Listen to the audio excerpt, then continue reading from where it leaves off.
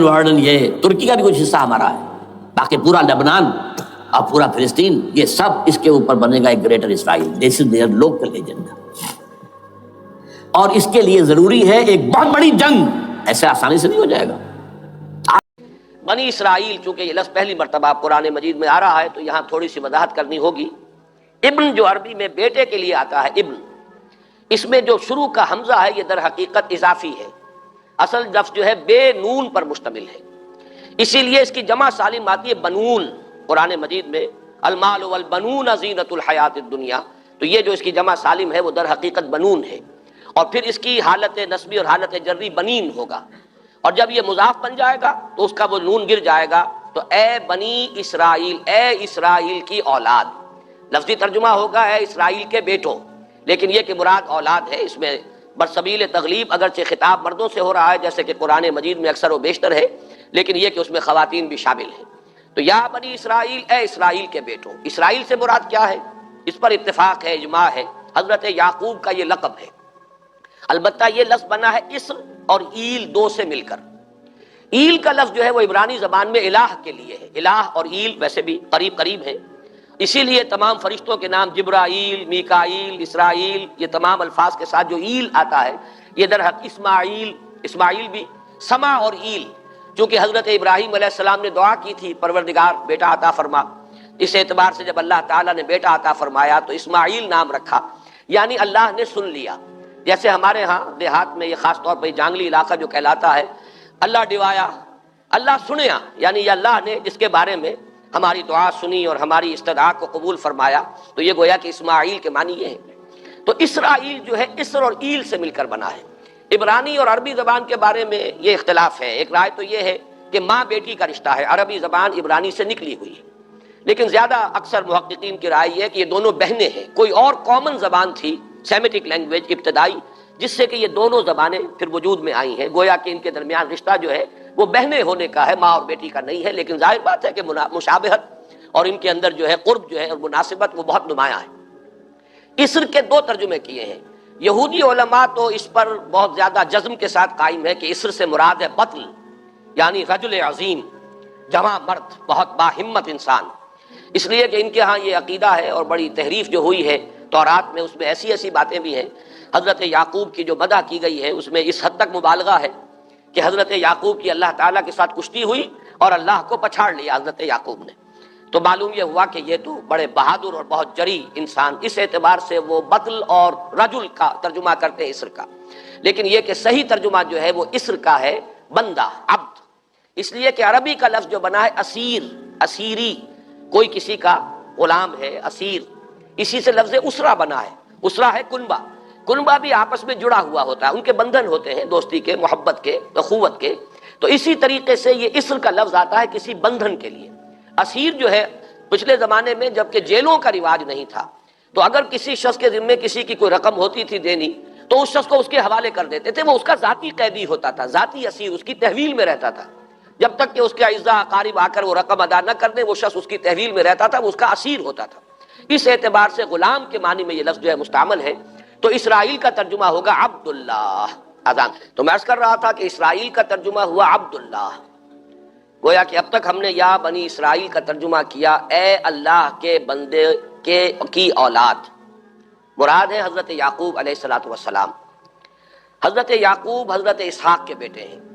حضرت اسحاق حضرت ابراہیم علیہ السلام کے دوسرے بیٹے ہیں. حضرت ابراہیم کو پہلا بیٹا اللہ نے عطا فرمایا اسماعیل، اسی لیے میں عرض کر چکا ہوں سما اور ایل سے مل کر بنا ہے. جو دعا کی تھی انہوں نے، اس دعا کا پہلا جواب جو ملا ہے اللہ تعالیٰ کی طرف سے، اس کی مقبولیت کا جو ظہور ہوا وہ حضرت اسماعیل کی شکل میں. پھر یہ کہ حضرت سارہ کو بھی اللہ تعالیٰ نے اولاد دی اور حضرت اسحاق پیدا ہوئے.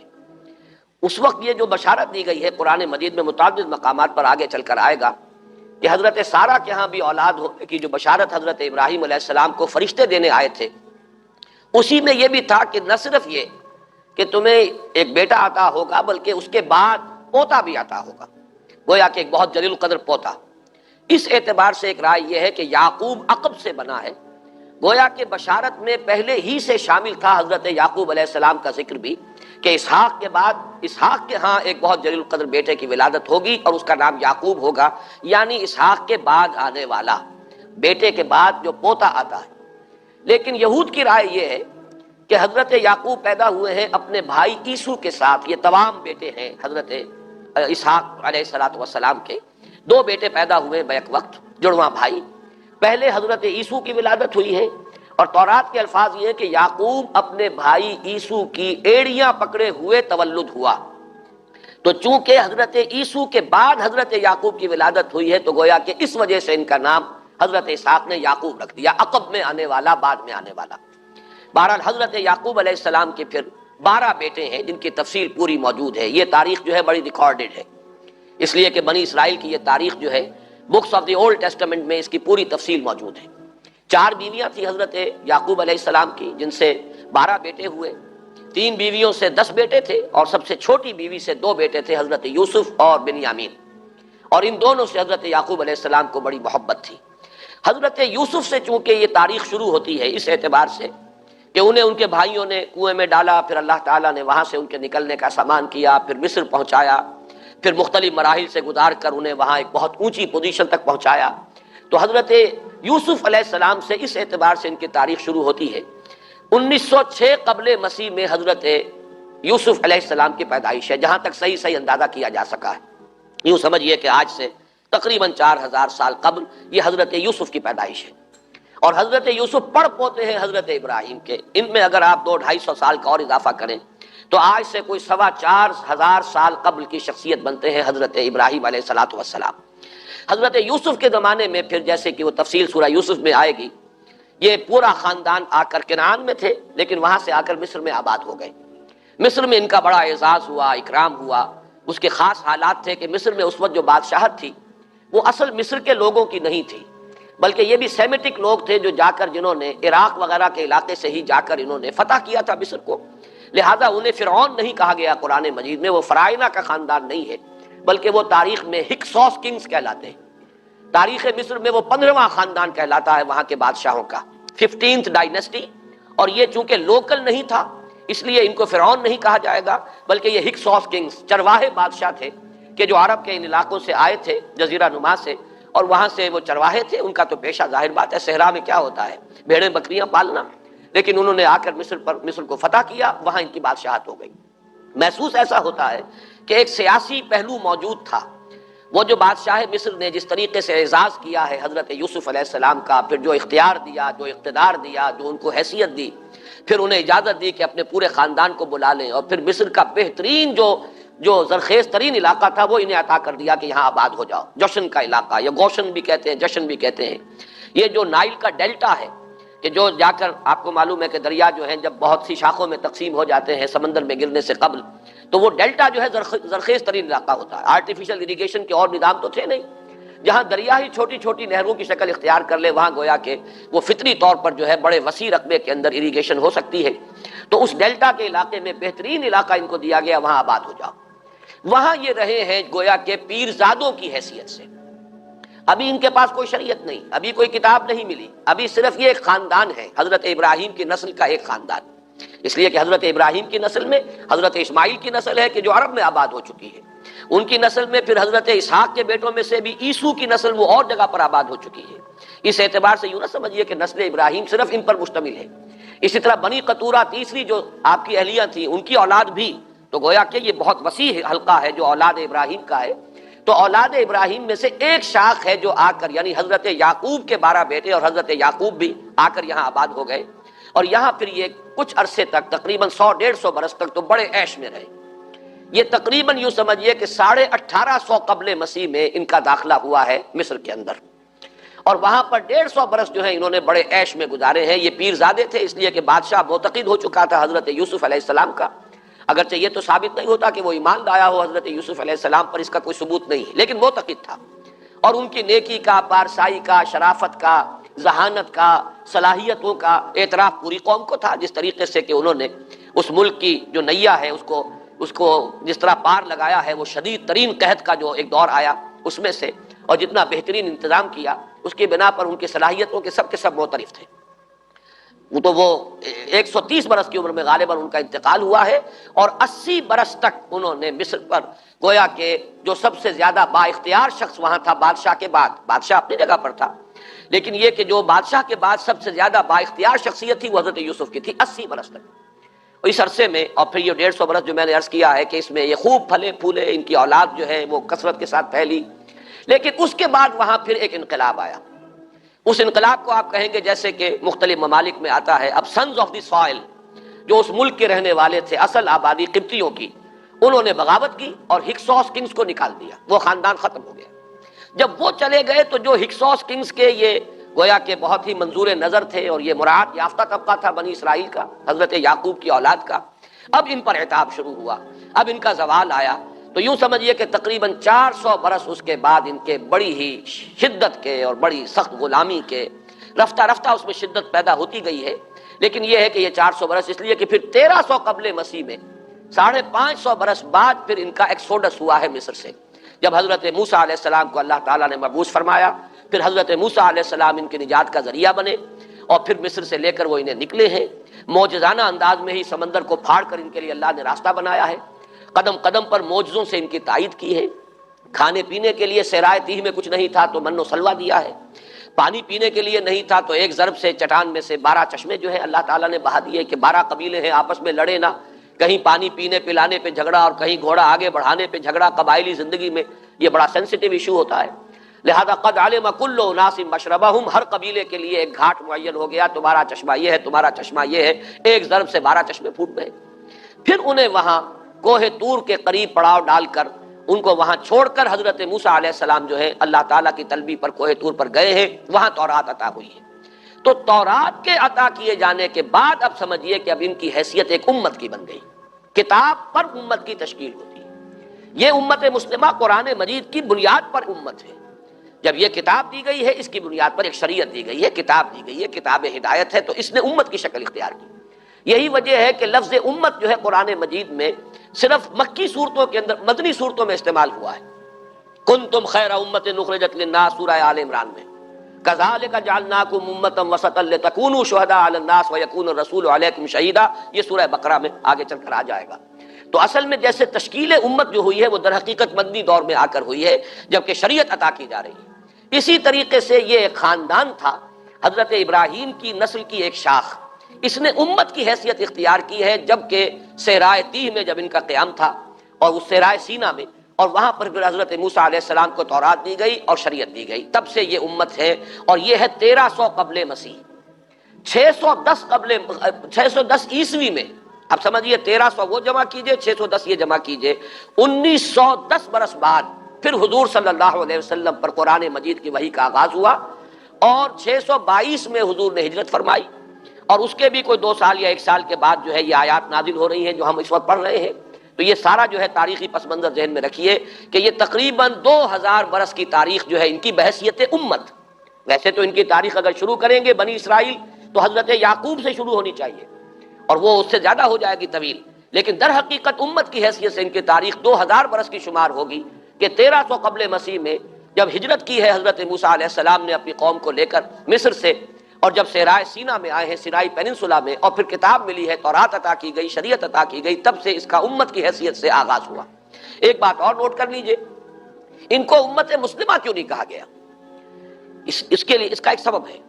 در حقیقت امت مسلمہ کا لفظ یا خیر امت یا امت کا لفظ جو ہے اس موجودہ امت کے لیے اس لیے استعمال کیا گیا ہے کہ یہ امت کسی ایک نسل پر مشتمل نہیں ہے، یہ امیین اس کے نیوکلیس ہے، لیکن یہ کہ ہر نسل کے لوگ اس میں آ کر شامل ہوئے ہیں، ہر قوم جو ہے اس میں آ گئی ہے، اس لیے اس کا نام جو ہے وہ صفاتی ہے، امت مسلمہ۔ لیکن چونکہ یہ سابقہ امت مسلمہ ایک ہی نسل پر مشتمل ہے، حضور صلی اللہ علیہ وسلم سے پہلے کسی نبی اور کسی رسول کی بعثت اس کی قوم سے باہر نہیں ہوئی ہے، کسی ایک خاص قوم کی طرف بعثت ہوئی ہے، کسی خاص علاقے کی طرف بعثت ہوئی ہے، بعثت عمومی الی کافۃ الناس، یہ صرف محمد الرسول اللہ صلی اللہ علیہ وسلم کی امتیازی شان ہے۔ وما ارسلناک الا کافۃ للناس بشیرا ونذیرا، اس اعتبار سے ان کا جو ہے اس میں علم گویا کہ بنی اسرائیل ہی ہے کہ جو برقرار رہا ہے، اے اسرائیل کی اولاد۔ اگرچہ میں اس موضوع پہ تقریریں کر چکا ہوں لیکن آج پھر اس گفتگو کے حوالے سے بات چیزیں تازہ کرتا ہوں۔ اس وقت عالمی سطح پر یہودی جمع عیسائی بریکٹ میں کر لیجیے، اور امریکہ جمع یورپ یہ بریکٹ میں کر لیجیے، ان کا اندر معاملہ کیا ہے؟ اصل جو ہے اس میں پیچھے مائنڈ ہے، ماسٹر مائنڈ، سازشی ذہن، وہ یہود کا ہے۔ باقی عیسائی اعلی کار بن گئے ہیں۔ جو 100% اعلی کار ہے یہود کا وہ پروٹیسٹنٹس ہیں۔ پروٹیسٹنٹزم یہود ہی نے پیدا کرایا تھا، یہود ہی نے یورپ کے اندر سود کا رواج شروع کروایا، ورنہ سود حرام تھا وہاں پر بھی، یوزری بھی اور کمرشل انٹرسٹ بھی، دونوں حرام تھے، یہ یہودیوں نے کروایا۔ اور پھر پہلا بینک بنوایا ہے انگلستان کے اندر، بینک آف انگلینڈ، اور جو پوپ کے خلاف بغاوت کرائی تو پہلی بغاوت تو انگلستان کے اندر، جو چرچ آف انگلینڈ علیحدہ ہو گیا پوپ سے، اور اسی کو یہودیوں نے قرار دیا یہ ہمارا ماڈرن اسرائیل ہے، یہ اسرائیل ہمیں دیا ہے گاڈ نے، یہ جو ہے برطانیہ۔ اس کے کچھ عرصے کے بعد یہی جو ہے ایکسوڈس ہوا ہے اور وہ امریکہ میں جا کے آباد ہوئے، لہذا امریکہ کو بھی جیوز نے کہا ہے دس از اندر اسرائیل، یہ ہے ہمارے اصل اسرائیل، ماڈرن اسرائیل یہ ہے۔ اس لیے کہ جو انہیں وہاں پر اقتدار حاصل ہوا ہے، جو قوت حاصل ہوئی ہے، جس قدر دولت انہوں نے وہاں جمع کی ہے، وہاں کے جس طریقے سے جکڑ لیا ہے حکومتوں کو، فرنگ کی رگے جہاں پنجائے یہود میں ہے۔ ٹھیک 100 سال پہلے علامہ اقبال یہ مشاہدہ کر کے آ گئے تھے یورپ میں، اور کون دیکھنے والا تھا کہ وہاں کیا ہو رہا ہے، بیہائنڈ دی سین کیا ہے، سامنے کیا ہے، پردے کے پیچھے کیا ہے۔ فرنگ کی رگے جہاں پنجائے یہود میں، اس وقت فرنگ کا امام تھا برطانیہ، یہ وہ سلطنت تھی جس پر سورج کبھی غروب نہیں ہوتا تھا۔ آج وہ فرنگ کا امام امریکہ ہے، یہ برطانیہ تو اب وہ جو ایک نظم ہے کہ بچپن میں پڑھی تھی، London bridge is going down going down going down, اس کی مثال ہے۔ برطانیہ کی کوئی حیثیت ہی نہیں ہے، ورلڈ پاور کی حیثیت نہیں ہے، وہ تو چھوٹا بھائی اس نے بنا رکھا امریکہ نے اپنا، تو اس حیثیت سے جو ہے اس کی کوئی حیثیت ہے، ورنہ کوئی اور حیثیت نہیں۔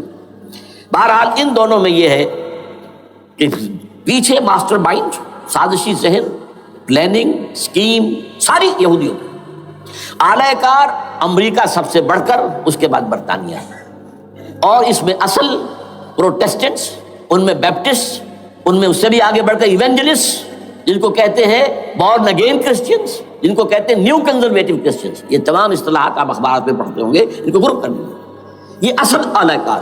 ان کو ایک نیا نام دیا گیا ہے کرسچین زائنسٹ۔ ایک یہودی زائنسٹ ہیں، سارے یہودی زائنسٹ نہیں ہیں، بہت سے یہودی ہیں جو یہ زائنسٹ کے مخالف ہیں۔ چنانچہ میری ہیوسٹن میں ملاقات ہوئی تھی ڈاکٹر وشو گرانٹ، بہت بڑا پروفیسر ایمیریٹس یہودی، لیکن یہ کہ اس نے کہا، بڑے اجتماع میں کہا، ہمارا اجلاس تھا وہاں پر، ہم نے یہ جو ہے بلایا تھا ایک یہودی، ایک عیسائی اور ایک مسلمان، تینوں جو ہے وہ تقریریں کریں۔ اس نے کہا تھا کہ وی آر ناٹ سپورٹنگ اسرائیل۔ اس نے وہ عیسائی جو آیا ہوا تھا پروفیسر، اس کی they are supporting Israel, we are not supporting Israel. اسی طرح میری جو ہوئی تھی round table conference, round table, اس میں ایک یہودی پروفیسر تھے، وہ ہسٹری کے پروفیسر، میں نام بھول رہا ہوں ان کا، انہوں نے کہا آئی ایم اینٹی زائنزم، میں زائنزم کے خلاف ہوں۔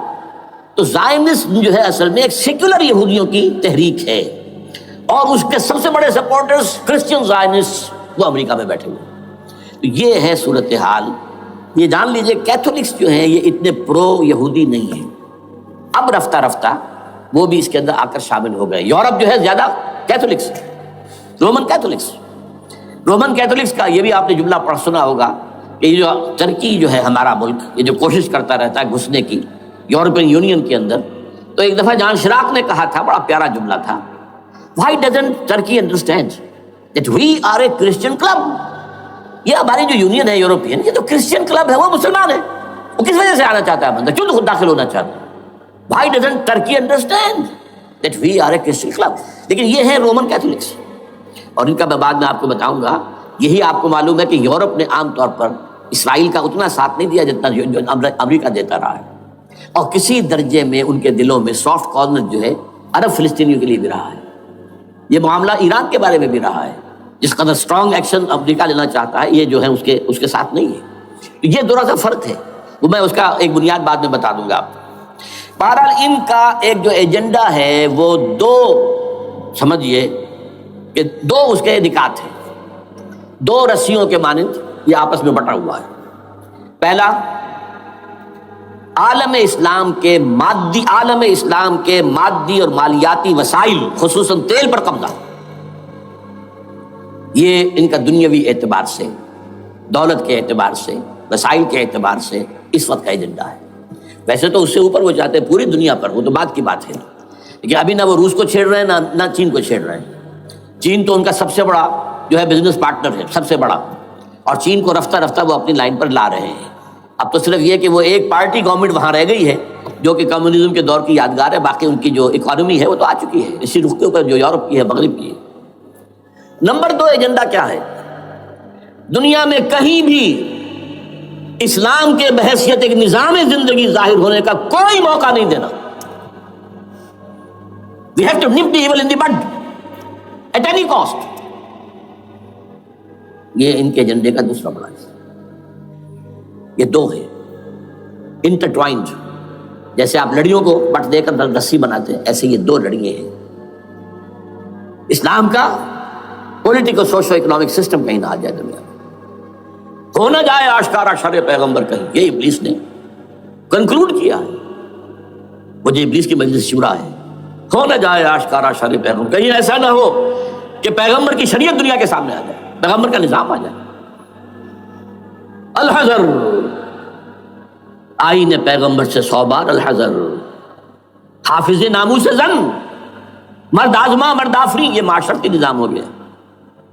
موت کا پیغام ہر نوع غلامی کے لیے، نہ کوئی فخور و خاکہ نہ گدائے رہنشی، یہ سیاسی نظام آ گیا، اور کرتا ہے دولت کو ہر آلودگی سے پاک و صاف۔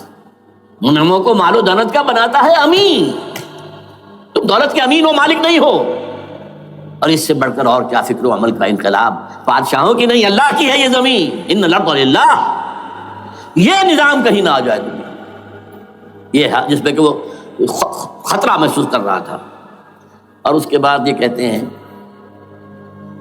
یہ تو تھا عصر حاضر کے تقاضے، لیکن یہ کہ صورتحال کیا ہے؟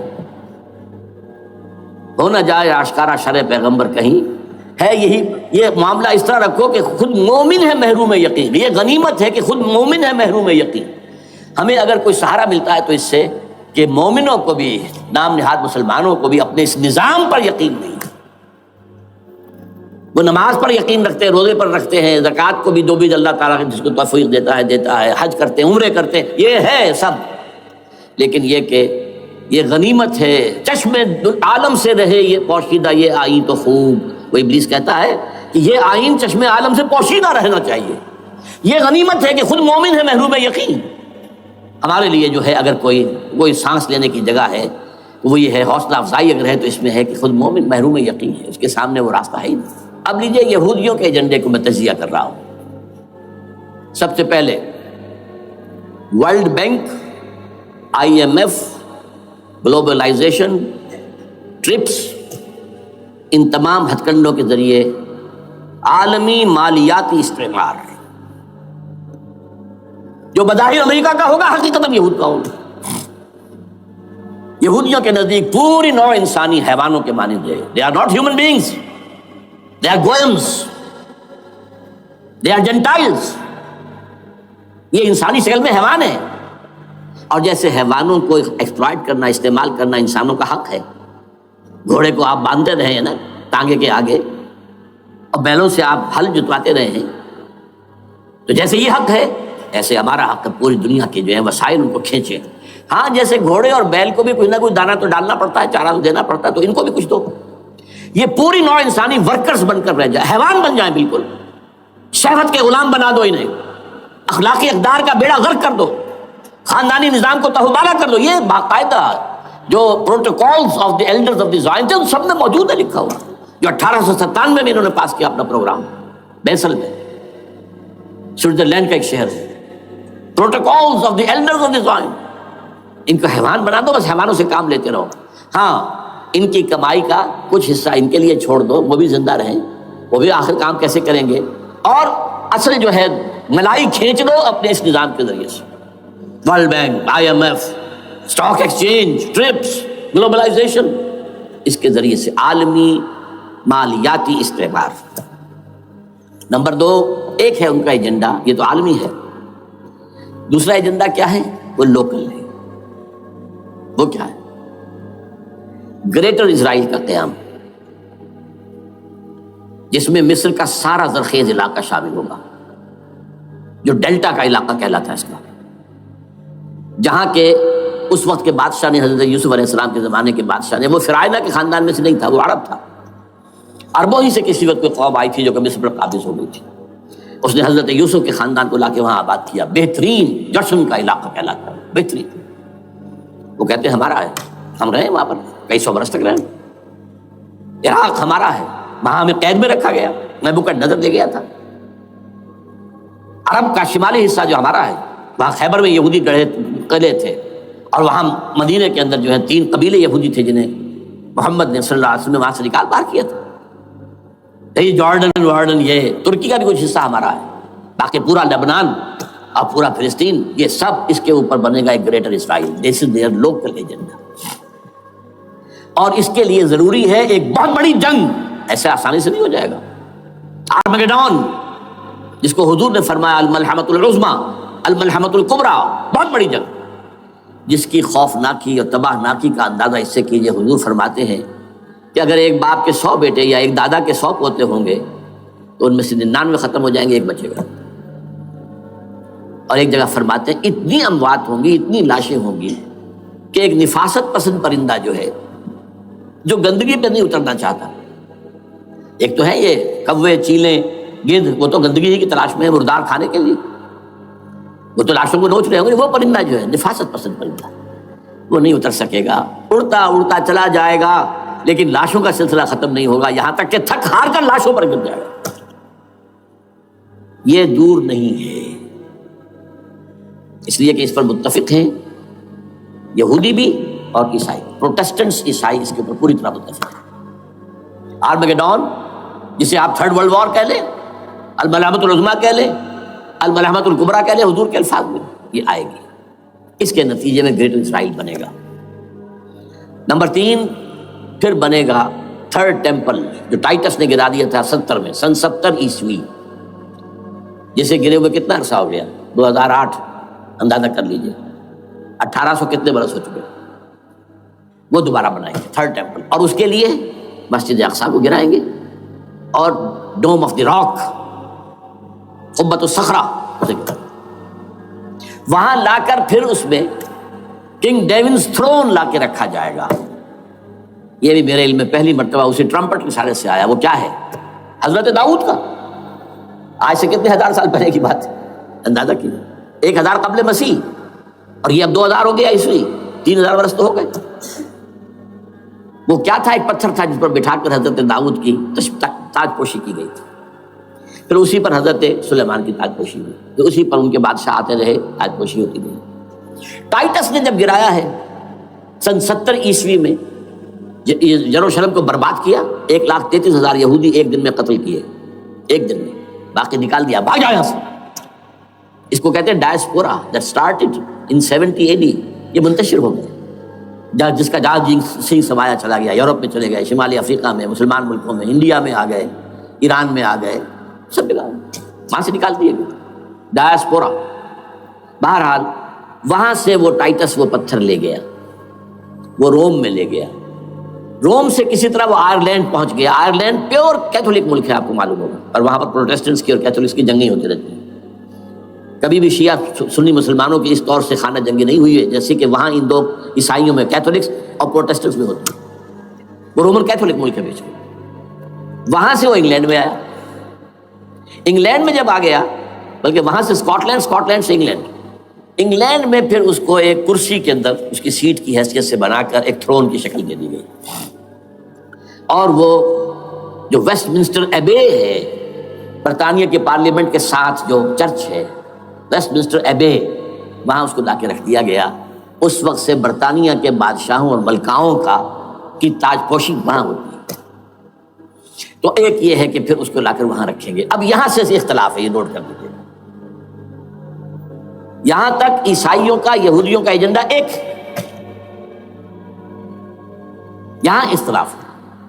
یہودیوں کے نزدیک ان کا مسیح آئے گا اور وہ وہاں بیٹھ کر پوری دنیا پر راج کرے گا، وہ مسیح جس کی خبر دی گئی تھی شروع کی کتابوں میں، جو تورات کی ابتدائی کتابیں ہیں، وہ تو حضرت مسیح کی شکل میں آ گئے۔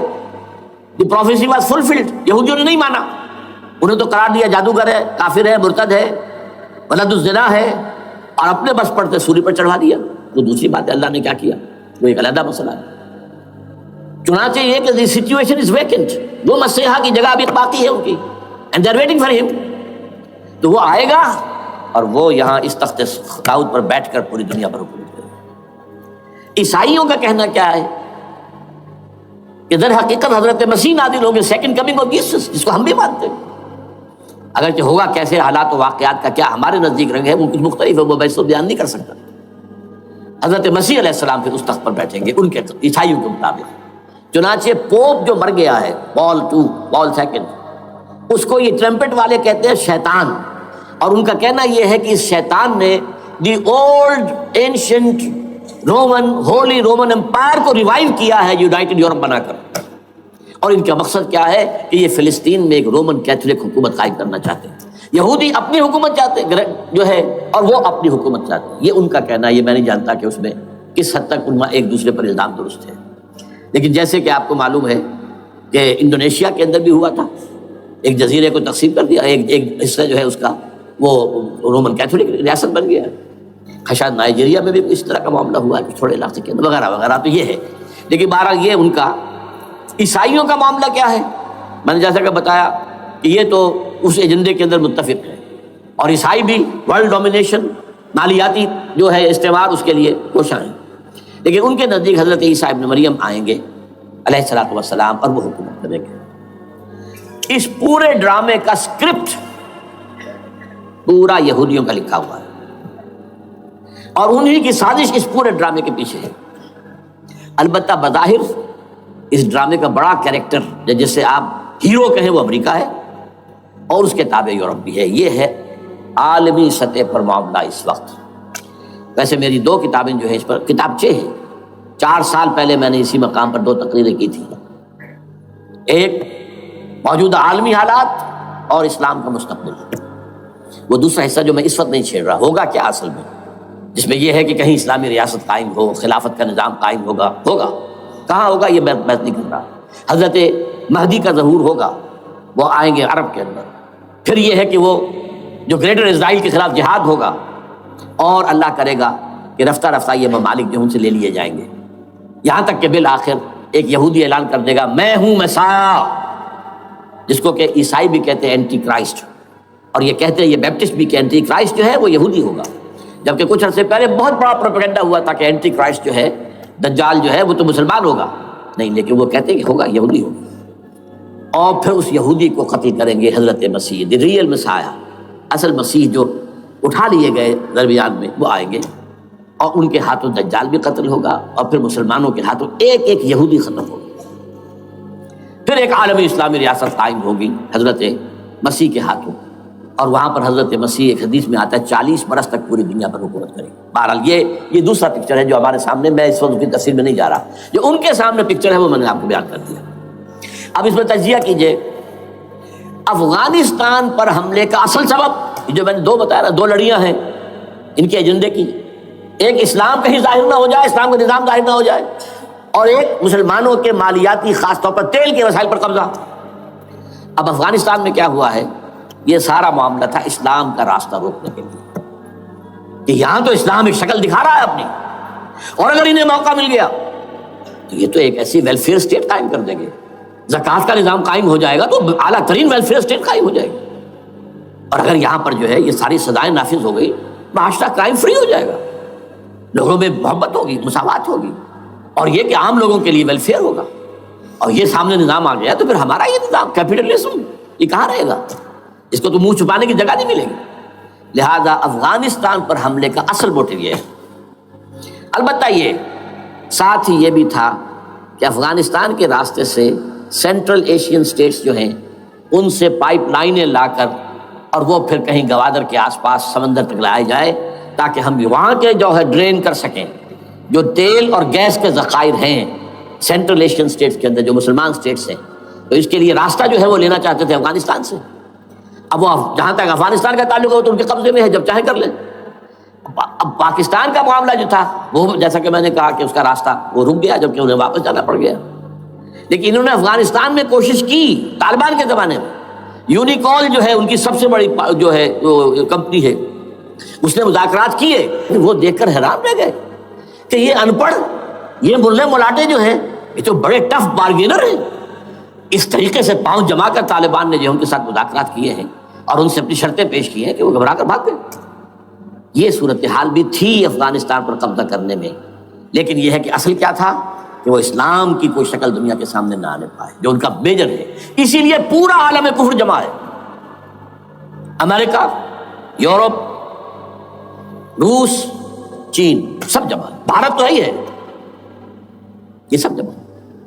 آپ نے یاد ہو گیا جب لال مسجد کا حادثہ ہوا ہے اور ہمارا یہ بدبخت اور بدمعاش انسان، اس نے صرف خود جان بوجھ کر اسے بڑھایا، ایک پھنسی کو پھوڑا بنایا، اس میں پھر شگاف دیا اور شاباش لی ہے. امریکہ سے شاباش آ گئی، نیٹو سے شاباش آ گئی، رشیا سے شاباش آ گئی، چائنا سے شاباش آ گئی. وہ چونکہ محسوس کر رہا تھا کہ اندرون ملک تو میری اب کشتی ڈگمگا رہی ہے، ڈاواڈول ہے. I have to have more support from outside. اور for that I have to do it. کہ دیکھو میرے عین قلب میں پاکستان کے یہ پھوڑا نکل آیا تھا، یہ بنیاد پرستی کا اور یہ شدت پسندی کا اور یہ تنگ نظری کا اور یہ فلاں کا، یہ دہشت گردی کا، اور میں نے دیکھو کیسے اس میں چیرا دیا ہے، کتنے لوگوں کو ختم کر دیا ہے. اچھا، اس میں یہ بھی ذہن میں رکھیے کہ افغانستان کے بارے میں یہودیوں کے علم میں ہے کہ حضور کی حدیثیں کیا ہے. حضور کی حدیث ہے یخرج من خراسانہ رایات سود، رایات سود، خراسان کے علاقے سے کالے جھنڈے لے کر فوجیں چلیں گی، لا یردھا شیء، کوئی طاقت ان کو رخ نہیں موڑ سکے گی، حتیٰ تنصب بیلیا، یہاں تک کہ وہ آ کے بیت المقدس میں جھنڈے گاڑ دیے جائیں. دے نو اٹ، یہ جان لیجیے یہ لوگ پڑھے لکھے لوگ ہیں. میں آپ کو ایک واقعہ سناتا ہوں.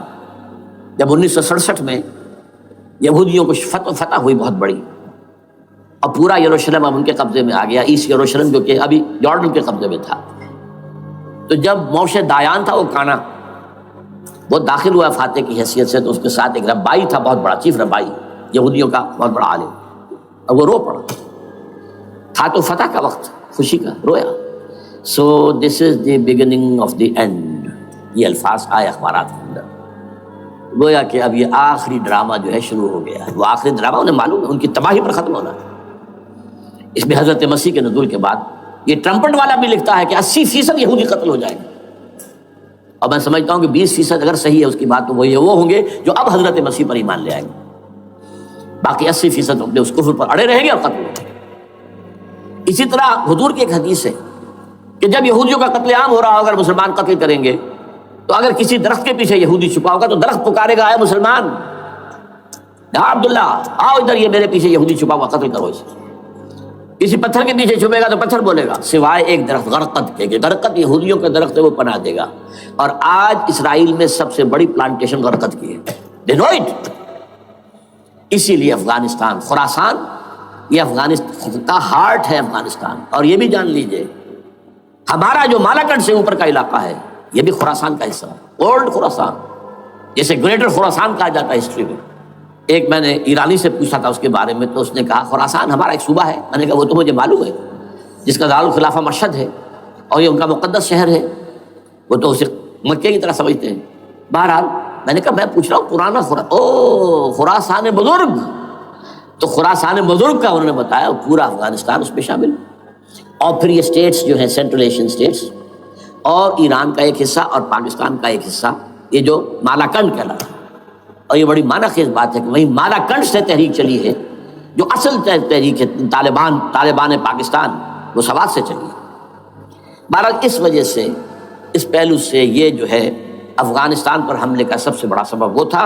دوسرا جو تھا وہ یہ کہ ان کو جو پائپ لائن لے کے آنی تھی اس کے لیے، لیکن وہ ظاہر بات ہے کہ اس میں جو ہے جو طالبان نے وہ ان کی چکمے میں نہیں آئے.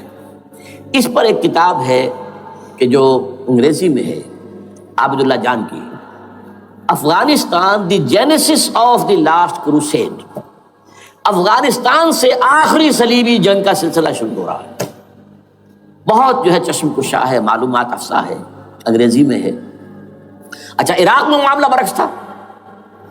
عراق میں تیل کا معاملہ بھی تھا تو صرف امریکہ کا تھا. جو یورپ ہے وہ زیادہ تر کیسپین کے ایریا کے تیل کی طرف نگاہیں رکھتا ہے. یہ جو ہے یہ اصل میں سارا جو ہے یہ امریکہ کا معاملہ ہے. اور دوسری طرف یہ کہ یہاں کو مذہبی سلسلہ نہیں تھا، حالانکہ تھا، وہ یہودیوں کا تھا. وہ کیا تھا؟ Extension, first step towards the establishment of greater Israel. یہ بات اچھی طرح سمجھ لیجیے. یہاں پہ تیل کا معاملہ بھی میں نے کہا تھا نا، دو لڑیاں ہیں جو چل رہی ہیں. تیل کا معاملہ یہاں خاص طور پر عراق کے اندر زیادہ، افغانستان میں بہت کم. لیکن یہ کہ یہاں پر بھی جو اصل ہے بیہائنڈ دی سین، جو اصل چیز کیا ہے کہ گریٹر اسرائیل کے قیام کی طرف پہلا قدم. میں یاد دلاتا ہوں آپ کو، جب فرسٹ گلف وار ہوئی تھی جس میں عراق کا بھرکس نکال دیا گیا تھا، اس کے اختتام پر کہا تھا شوارز کرافٹ، جو ان کا کمانڈر ان چیف تھا الائڈ فورسز کا، اس نے صاف کہا تھا، مجھے آج تک ایک ایک لفظ یاد ہے، we fought this war for the protection of Israel. اور اب جو ابھی ہوا معاملہ، جب صدام گرا ہے، اس کا مجسمہ بھی گرا ہے، تو اس کے بعد وہ شخص، وہ بدبخت، وہ خبیث جو ابھی پڑا ہوا کومے میں، شیرون نے کہا تھا ان قریب عراق پر ہماری حکومت ہوگی. اور اس سے پہلے تو ہم صرف عراق میں سے یوفریٹس تک کا علاقہ مانگتے تھے، دریائے فرات تک کا. اب ہمارا مطالبہ یہ ہے کہ ہم تو در حقیقت دجلہ تک جائیں گے، دجلہ، تاکہ پورا کا پورا جو فرٹائل جو دوآبا ہے دجلہ اور فرات کے درمیان کا بہترین علاقہ، وہ سارا ہمارے پاس. اس سے آپ اندازہ کر لیجیے کہ یہ دونوں چیزیں جو ہیں دونوں جگہ موجود ہیں. وہاں مذہبی زیادہ ہے افغانستان کا، لہذا یہاں بہت بڑی جو ہے کولیشن بن گئی. عراق میں تو وہ کولیشن نہیں بن سکی. یورپ بھی ساتھ نہیں آیا، یورپ بھی ساتھ نہیں آیا. امریکہ had to go it alone, اسے کرنا پڑا ہے. زیادہ سے زیادہ کوئی ٹوکن، آسٹریلیا کا کوئی ٹوکن معاملہ، جو ہے وہ برطانیہ کا کچھ شاید ٹوکن ٹائپ جو ہے، وہی یہ کامن ویلتھ پرانی جو ہے چلی آ رہی ہے، اس میں شاید کینیڈا کا. باقی تو کوئی، یہ جو آل ورلڈ کولیشن بنی تھی وہ افغانستان کے خلاف کیوں ہے؟ یہاں سے اسلام کی ریسرجنس کا اندیشہ ہے. یخرج من خراسان رایات سود لا یردها شیء حتی تنصب بایلیا. حضور کے زمانے میں ایلیا جو ہے وہ کن کے قبضے میں تھا؟ عیسائیوں کے. اس کے بعد ہمارے قبضے میں آیا، لیکن پھر کروسیڈرز نے ہم سے لے لیا تھا، اور 88 برس وہ عیسائیوں کے پاس رہا، 1099 عیسوی سے لے کر 1187 تک. اب پھر یہود کا قبضہ ہے. پہلے عیسائیوں کا تھا، اب یہود کا. اب ان سے لینا واپس، پہلی مرتبہ بھی عرب نہیں لے سکے تھے، کھونے والے عرب تھے، واپس لینے والا کرد تھا صلاح الدین ایوبی رحمۃ اللہ علیہ. اب بھی کھونے والے عرب ہیں. مصر اور شام اور اردن، تینوں کا مقابلہ کیا اس نے، اسرائیل نے، اور قبضہ کیا پورے ویسٹ بینک پر، گولان ہائٹس پر، سینائی پیننسولا پر، اور یہ کھو دیا ہم نے اپنے ہاتھ سے. اور اب بھی عربوں میں تو کوئی دم نہیں ہے، کوئی جان نہیں ہے. ان کو عیاشیوں نے، دولت مندی نے بالکل تباہ و برباد اور کھوکھلا کر کے رکھ دیا. بہرحال یہ جو چیزیں میں نے آپ کو بتائی ہیں، یہ تو وہ پلانز ہیں جو سب شیاطین جن و انس کے پروگرام ہیں. وہ جیسے کہ کبھی کہا تھا خمینی صاحب نے، شیطان بزرگ، دی گریٹسٹ شیطن، امریکہ. اصل میں امریکہ، اور اس کے پیچھے حقیقت میں یہود. سامنے امریکہ، پیچھے یہود. بالفعل کیا ہوگا یہ تو پھر اللہ ہی جانتا ہے کیا ہوگا. وَمَكَرُوا وَمَكَرَ اللَّهُ. کافر اپنی چالیں چلتے ہیں، اللہ اپنی چال چلتا ہے. اور سَنَسْتَدْرِجُهُم مِّنْ حَيْثُ لَا يَعْلَمُونَ وَأُمْلِي لَهُمْ إِنَّ كَيْدِي مَتِينٌ. اے نبی آپ گھبرائیں نہیں، ہم ان کافروں کو رفتہ رفتہ وہاں سے لے آئیں گے جہاں سے آپ کو بھی، جہاں انہیں احساس تک نہیں ہوگا کہ یہ تو گرفت میں آ رہے ہیں، ٹریپ ہو رہے ہیں. اور ابھی ذرا میں انہیں ڈھیل دے رہا ہوں. میں املی لہم ان قیدی متین، میری چال بہت مضبوط ہے. وہ اللہ کیا کرے گا وہ میں نے آپ کو بتایا، جھلک دکھا دی ہے. انشاءاللہ اسی علاقے میں پاکستان اور افغانستان، اور اس کا ہارٹ ہوگا یہ پشتونستان، سرحد اور مشرقی افغانستان مل کر پشتونستان. پشتون اسی مشرقی اس میں ہے. پاکستان کا مغربی صوبہ ہے، شمال مغربی سرحدی صوبہ. یہ ہارٹ، اور پھر پاکستان اور افغانستان. انشاءاللہ یہی ہوگا. اور پھر یہ کہ یہاں سے فوجیں جائیں گی جو حضرت مہدی کی حکومت جمائیں گی. عرب کے اندر عربوں میں جان نہیں ہے کہ وہ مہدی کی حکومت کو جما سکے. یخرج ناس من المشرق یؤتون للمہدی یعنی سلطان ہی، مشرق کی طرف کے کسی ملک سے فوجیں آئیں گی جو مہدی کی حکومت قائم کرے. عربوں میں دم نہیں. بہرحال ہوگا کیا وہ میں نے کہا کہ یہ تو اللہ کے ہاتھ میں ہے. اب یہ کہ کرنا کیا چاہیے، یہ ہے میری تقریر کا آخری حصہ. دیکھیے ذوالفقار مرزا نے جو کچھ کہا اور سید قائم علی شاہ نے، میں خوشائند سمجھتا ہوں کہ طالبانائزیشن اور ہے، اسلامائزیشن اور ہے. ٹھیک ہے، چلیے آواز مکے اور مدینے.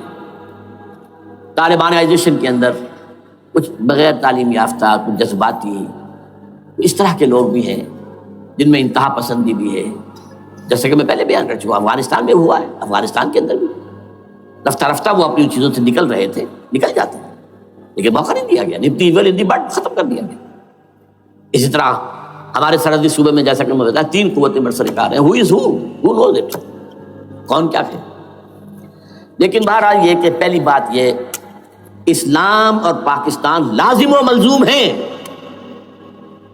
یا اسلام آئے گا تو یہ ملک رہے گا، نہیں آئے گا تو ختم ہو جائے گا. اس میں کوئی شک نہیں. میری 2 کتابیں پڑھ لیجیے اگر اللہ توفیق دے، ہمت دے. اسلام اور پاکستان، یہ سن 67-68 کی تحریریں میری ہیں. جینیسس آف پاکستان کیا تھا، how Pakistan came into existence.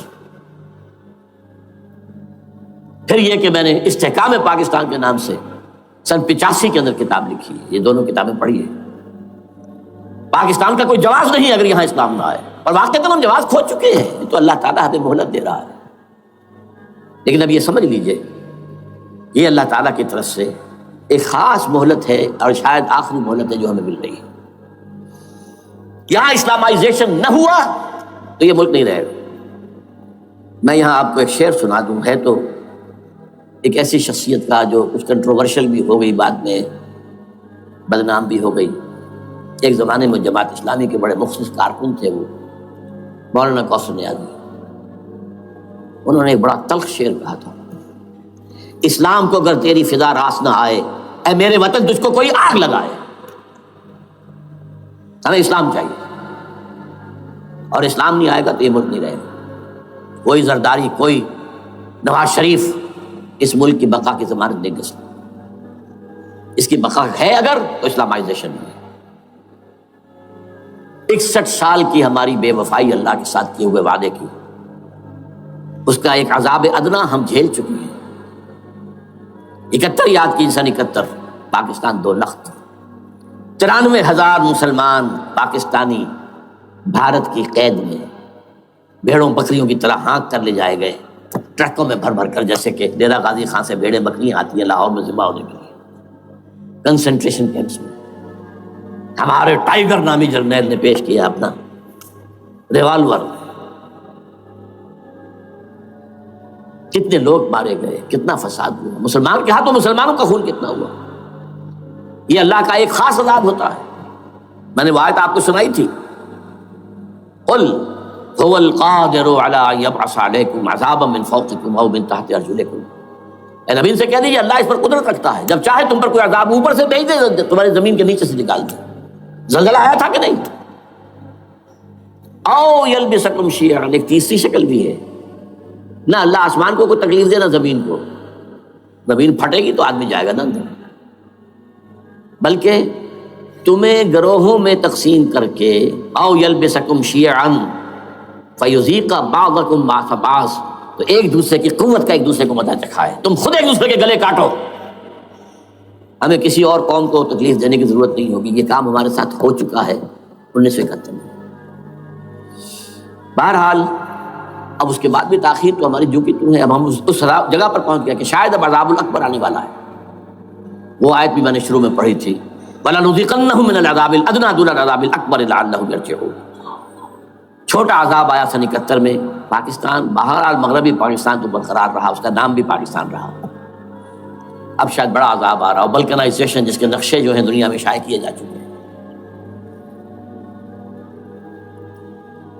اور اس اسلامائزیشن کے لیے جو میں کہہ رہا ہوں کہ اس کے بغیر یہاں پاکستان نہیں رہے گا، اس کے لیے اس کی جو دستوری، تدریجی، قانونی، پرامن اگر راستہ اختیار نہ کیا گیا تو ملیٹنسی بڑھے گی، یہ رکنے والی نہیں ہے۔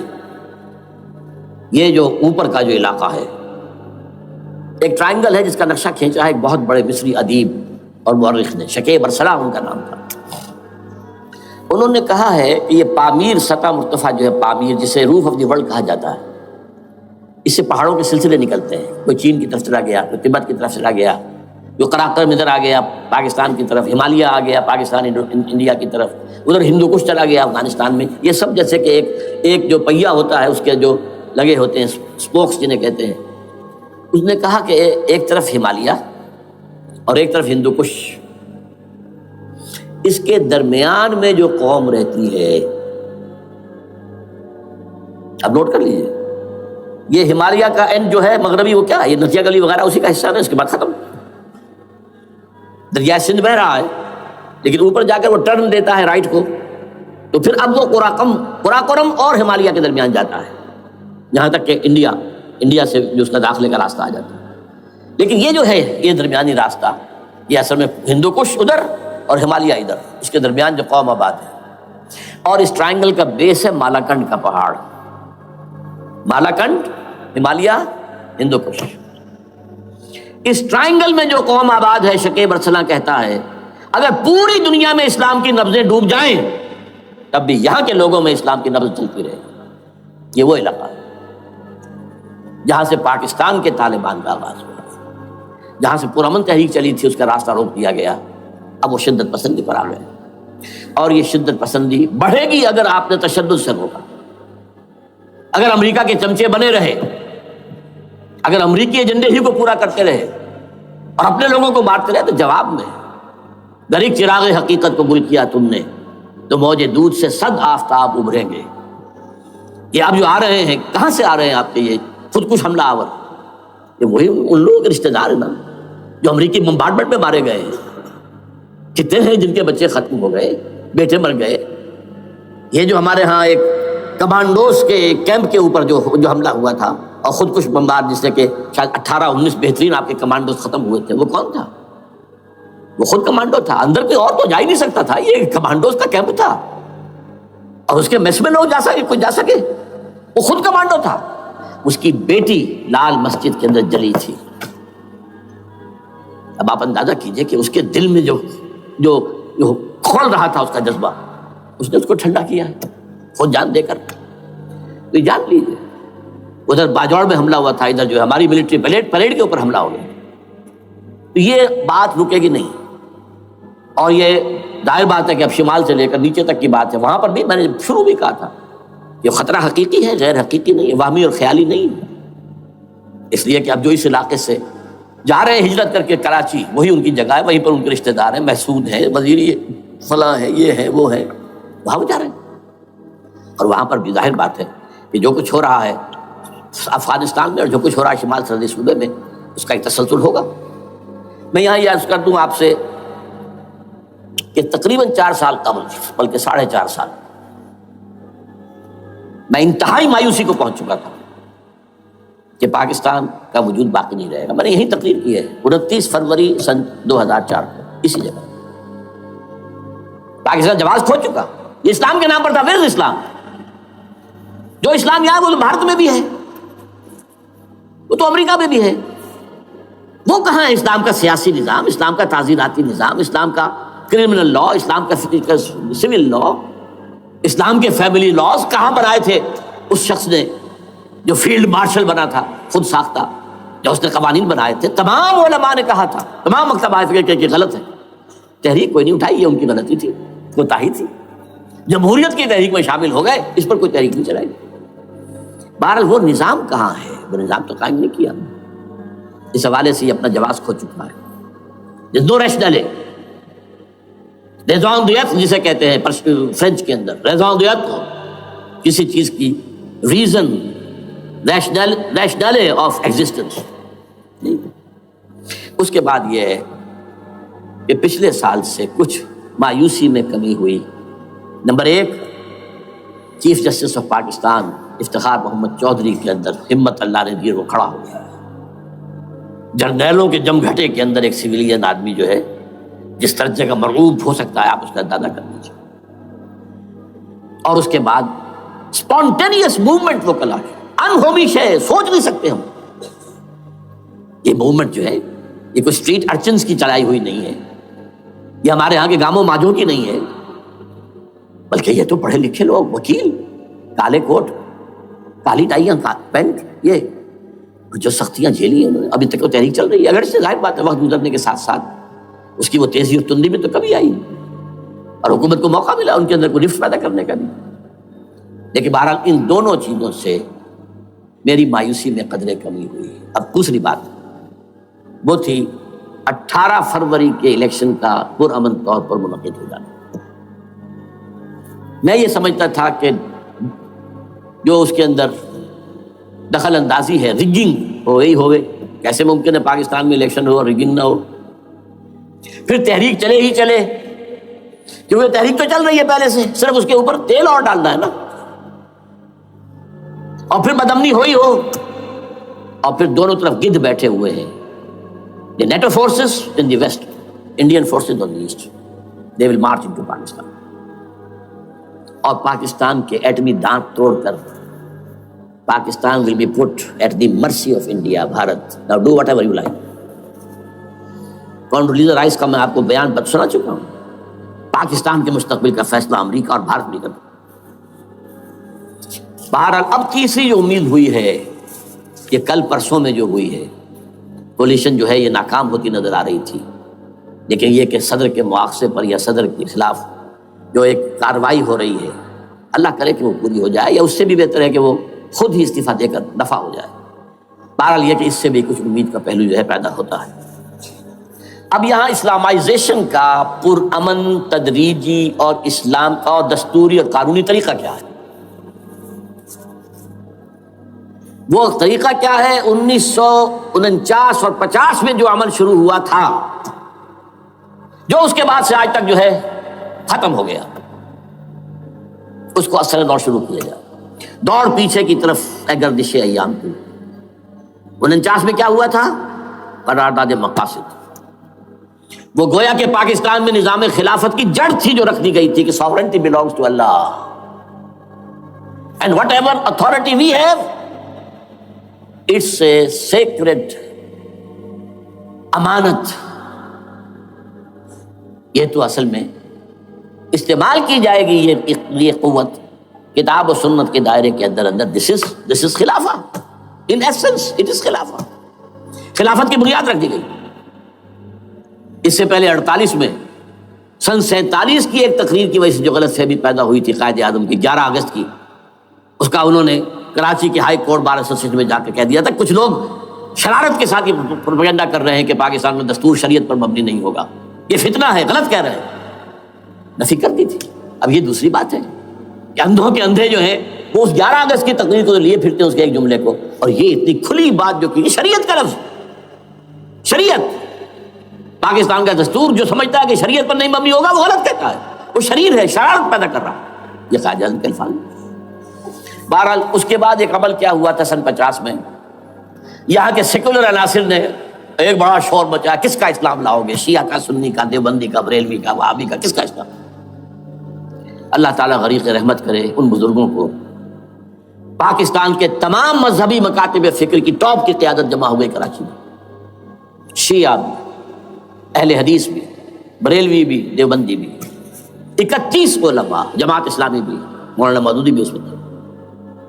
انہوں نے 22 پرنسپلز ایگریڈ اپون، دستور بنانے کے لیے 22 پرنسپلز ہیں، حاضر بناؤ دستور.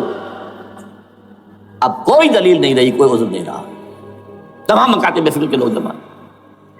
بعد میں ہوا کیا ہے، اس میں کس کا کتنا رول ہے، یہ بڑی درد بھری داستان ہے، میں اس وجہ کو چھیڑنا نہیں چاہتا. حاصل کیا ہے، وہاں سے ہمارا پروسیس ڈیریل ہوا، کچھ اپنوں کے کیے، کچھ بیرونی دباؤ کے تحت. قرارداد مقاصد کی سزا دی گئی لیاقت علی خان کو، تم نے پاس کرائی ہے. اسے ایسے قتل کیا گیا کہ سراغ تک نہیں ملا کہ کس نے قتل کیا. یہ ایسے تو نہیں ہوتا، اس سے پیچھے بڑے بڑے کریکٹرز، بڑے بڑے کردار. اب اس کے بعد وہ عمل کیسے شروع ہو؟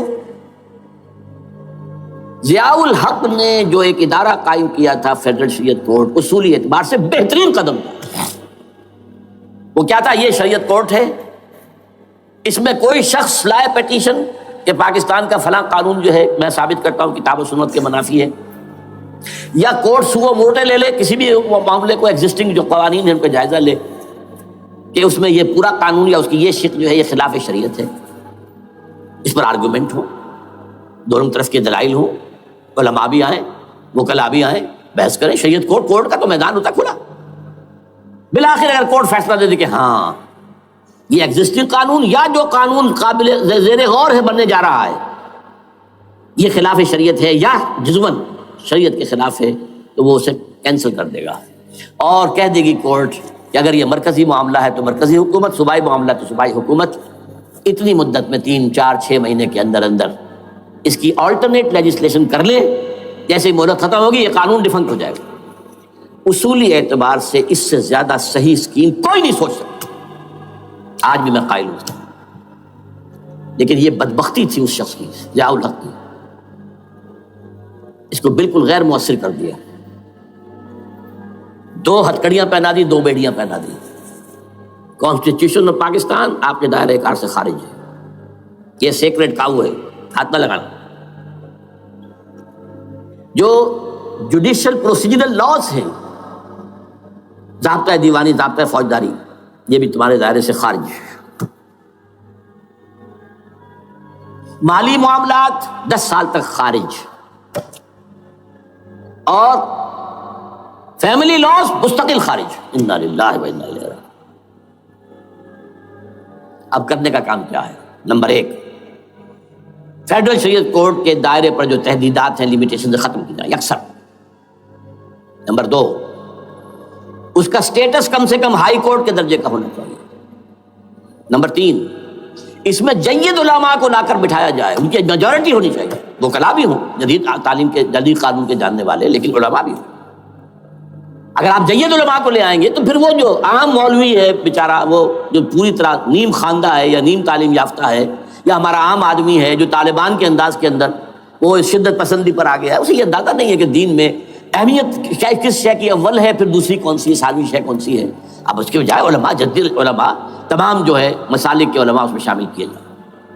اس کے فیصلوں پر نظر ثانی کا کھلا موقع ہونا چاہیے، ایک دفعہ عدالت فیصلہ کر دے، نظر ثانی کا موقع ہونا چاہیے۔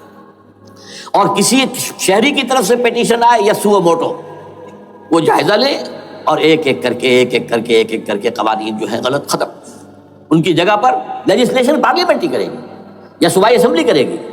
کورٹ کا کام لیجسلیشن نہیں ہے، وہ یہ کہہ سکتا ہے کہ یہ بھائی یہ معاملہ جو ہے شریعت سے تجاوز کر گیا ہے، یا فلاں جو قانون تم بنانے چلے اس کی یہ شق جو ہے شریعت کے خلاف ہے، بس فیصلہ یہ دے گی۔ ظاہر بات ہے لیجسلیشن اس کا کام نہیں، لیجسلیشن تو کرے گی آپ کی نیشنل اسمبلی کرے گی، آپ کی صوبائی اسمبلی کرے گی، لیکن وہ اس کا متبادل قانون لے آئیں اور پہلا قانون ختم ہو جائے گا۔ اچھا، اس عرصے کے دوران جو کونسل آف اسلامک آئیڈیالوجی پر ارب روپیہ خرچ ہوا ہے، اس کی رپورٹوں کے انبار لگ گئے ہیں، کسی ایک سفارش کو بھی آج تک پارلیمنٹ میں پیش نہیں کیا گیا۔ فرماتے ہیں قال رسول اللہ صلی اللہ علیہ وسلم کل سلامہ من الناس علیہ صدقۃ کل یوم تطلع فیہ الشمس۔ انسانوں کے ہر جوڑ پر ایک صدقہ واجب ہے، ہر روز جو طلوع ہوتا ہے تو ہر جوڑ کا صدقہ۔ یہ انگلی کا جوڑ ہی اگر لاک ہو جاتا، آج صبح آپ اٹھتے ہو یہ لاک ہے تو کیا ہوتا؟ گھٹنا لاک ہو جاتا، کونی لاک ہو جاتی۔ صبح کو انسان اٹھے کہ میں بھلا چنگا ہوں، کل یوم تطلع فیہ الشمس، ہر دن جس میں کہ سورج جو ہے طلوع ہوتا ہے اس میں ہر جوڑ پر ایک صدقہ واجب۔ اس کو شیخ سعدی نے بہت عمدگی سے کہا ہے، ہر سانس جب انسان کے اندر جاتا ہے موجب تقویت ہوتا ہے، آکسیجن گئی قوت ملی، اسی کو برن کریں گے انرجی ملے گی۔ سانس باہر نکلتا ہے یہ صفائی کا ذریعہ بنتا ہے، کاربن ڈائی آکسائڈ اور بہت سی چیزیں نکل گئی، بس بر ہر نفس 2 شکر واجب ہے، ہر سانس پر 2 مرتبہ شکر کرنا چاہیے. ہر سانس اندر گیا موجب تقویت، باہر بنا موجب تنقیح، لہذا پس بر ہر نفس 2 شکر واجب ہے. تقریباً اسی طرح کا یہ معاملہ ہے. لیکن اب یہ کیسے صدقے ہوں گے؟ اس صدقے ہی کے جیسے کہ پہلے آ چکا ہے، اسی کی یہ تعریف میں ہے. تعدل بین اثنین صدقۃ، 2 آدمیوں کے درمیان عدل کراؤ، فیصلہ کرا دو عدل کے ساتھ، یہ بھی صدقہ ہے. تعین الرجل فی دابتہ فتحملہ علیہا اور ترفع لہ علیہا متاعہ صدقۃ، اور تم مدد کرو کسی انسان کی اس کی سواری کے معاملے میں کہ اسے اس پر چڑھنے میں مدد دو، یا یہ کہ اس کی کوئی چیز، اس کا سامان نیچے سے اٹھا کے پکڑا دو. اونٹ پر سوار ہو گیا ہے، اب نیچے سے سامان پکڑا رہے ہیں، یہ بھی صدقہ ہے. والکلمۃ الطیبۃ صدقۃ، ہر پاک بات جو اپنی زبان سے نکالو گے وہ صدقہ ہے. فلیقل خیرا او لیصمت، بات صحیح کرے، اچھی کہے یا خاموش رہے. تو ہر اچھی بات جو زبان سے نکلتی صدقہ ہے. وبکل خطوۃ تمشیھا الی الصلاۃ صدقۃ، اور ہر قدم جو وہ نماز کے لیے جاتا ہے تو اٹھاتا ہے، یہ صدقہ ہے.